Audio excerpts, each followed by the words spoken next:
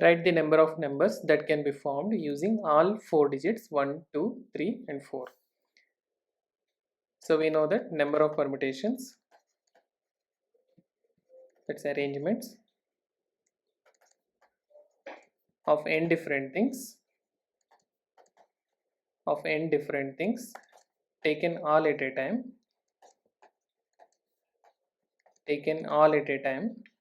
which is equal to n.pn, which is equal to n factorial.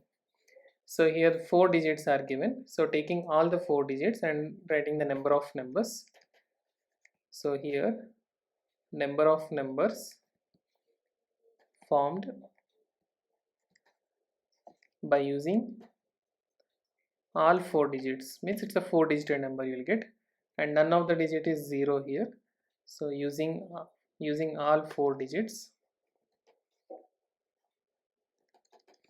which is equal to 4 factorial. So 4 factorial is 4 into 3 into 2 into 1, so which is 24.